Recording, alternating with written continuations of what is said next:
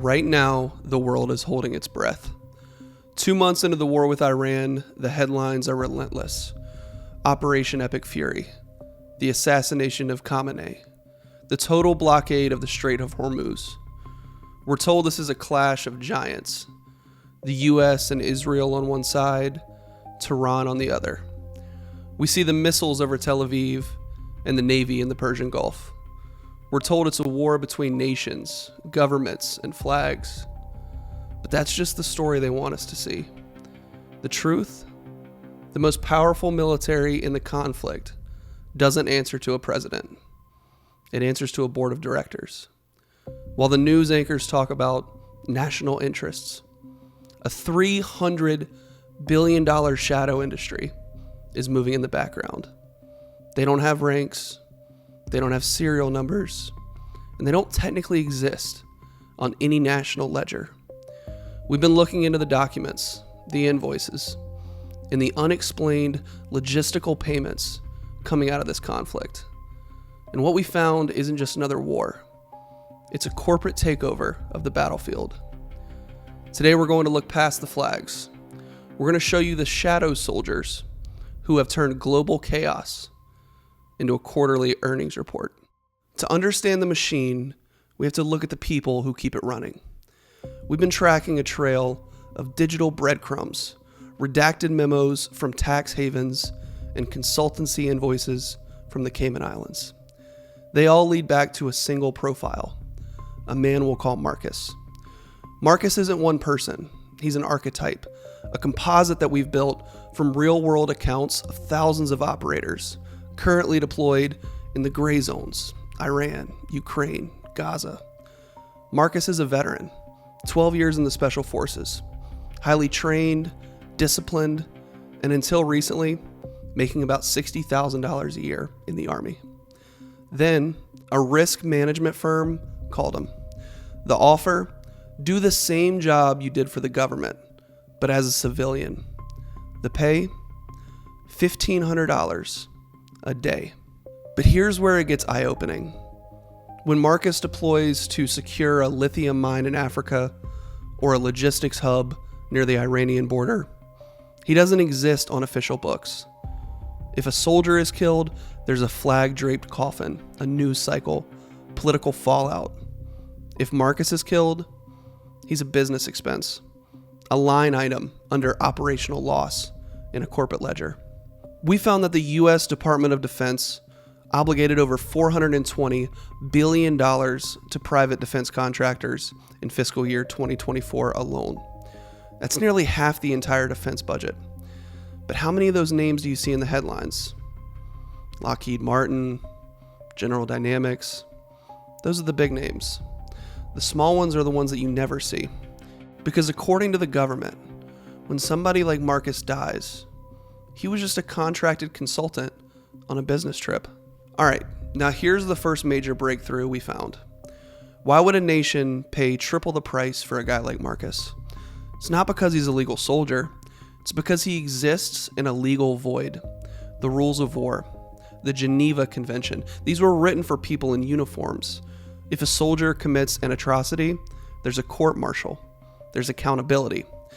But see, Marcus is a civilian employee of a company registered in Delaware, paid by a shell company in Dubai, and operating in a country like Iran or Ukraine where the local government has collapsed. Here's the twist. There is no international law that directly governs how these private military companies, or PMCs, operate. In 2007, the Nisour Square massacre. This is where contractors killed 17 Iraqi civilians. Because their contract wasn't with the Department of Defense, but with the State Department, they fell through a loophole that meant U.S. military law did not apply to them.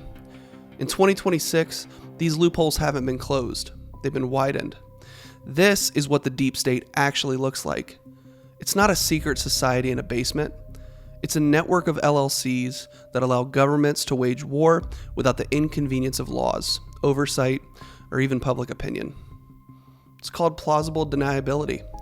And in this war with Iran, it's one of the most valuable commodities on Earth. But here's something we found that almost no one is talking about. While everyone is watching the US and Israel, the expertise on the ground is coming from an unexpected place. As of April 2026, Ukraine has become a global security provider. President Zelensky recently signed a 10-year agreement with Gulf countries to protect critical facilities. But our research shows it goes deeper. We've seen reports that Ukrainian experts, men who have spent 4 years fighting the most high-tech drone war in history, are now being dispatched to the Middle East as advisors. But they aren't just advising. They are shooting down Iranian drones over neutral territory before they ever reach Israel. The shocker? Ukraine is being paid for this expertise, not just in cash, but in crude oil and diesel. We are seeing the birth of a mercenary state, a country that has perfected the art of modern, high-tech warfare and is now exporting that skill to the highest bidder to fund its own survival. The line between a national army and a private military contractor has officially vanished. But it's not just about the muscle, it's about the control. As the war with Iran drags on, we are seeing the rise of the corporate green zones. In regions where the infrastructure has been decimated, these private firms aren't just guarding buildings, they're running checkpoints.